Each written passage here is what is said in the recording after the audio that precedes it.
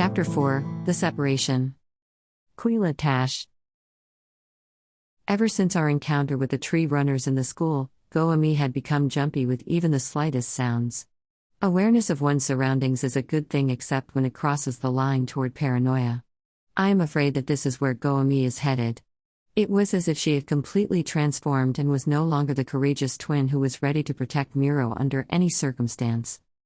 Goemi walked silently beside me as we tried to hide behind the shadows. We traveled at night to avoid the risk of bumping into any of the general's men. "Are you all right?" I asked for like the 100th time this evening. Goemi looked at me and put a finger to her lips, signaling me to be quiet. "You have to talk to me at some point, you know," I said. "There's no one around to bother us anyway." Goemi visibly shivered and snapped at me. "You're too noisy. Won't you be quiet at least this one time?" Well, at least I know that she was still catty. "I understand that you're scared and all, but don't you think that this is already ridiculous? I know we have to be careful, but aren't you exaggerating things a bit? It's not helping, so please, just talk to me about what you're thinking," I said, sounding like I was pleading already. "I want to find my brother. He would be able to protect me, and I would be able to protect him too. It was wrong of me to not go after him, and instead, follow you and the rest of your group when none of you ever cared about me." "That's not true," I said. "Arden cared about you. I care about you. The rest of them probably cared about you, too, even with all your lies.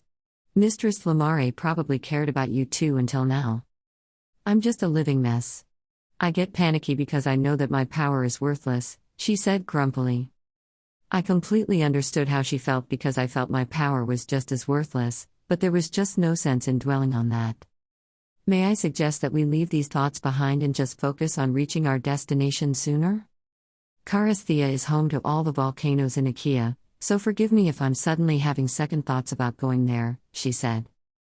I sighed. There was no point arguing with her. She would just ignore everything that I would say. So instead of annoying her further by asking too many questions, I decided it best to just be quiet along the way.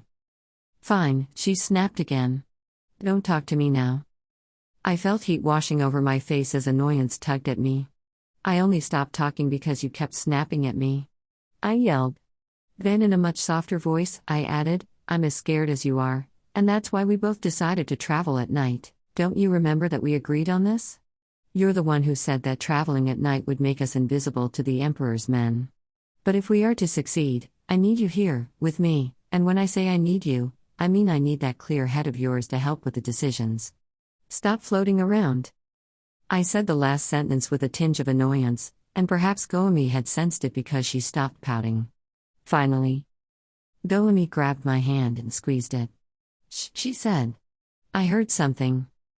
"There's no," I said, but I stopped mid-sentence. Goemi dragged me behind the bushes. We bent quickly as we hid. "I didn't hear anything." "Are you sure?" I whispered. "Shh," she said, pressing her index finger against her lips. But there was nothing for me to hear. "I don't think there's anyone." I stopped at mid-sentence when all of a sudden, I saw a pair of boots right in front of where we were hiding. This time, it was my hand that gripped Goemi's arm. My breath started to race and Goemi was also breathing hard. My body began to shake in fear as the thought crossed my mind about what could happen if we got caught. To my surprise, Goemi seemed to be more composed. She was still breathing heavily, but that was to be expected when one was feeling great fear.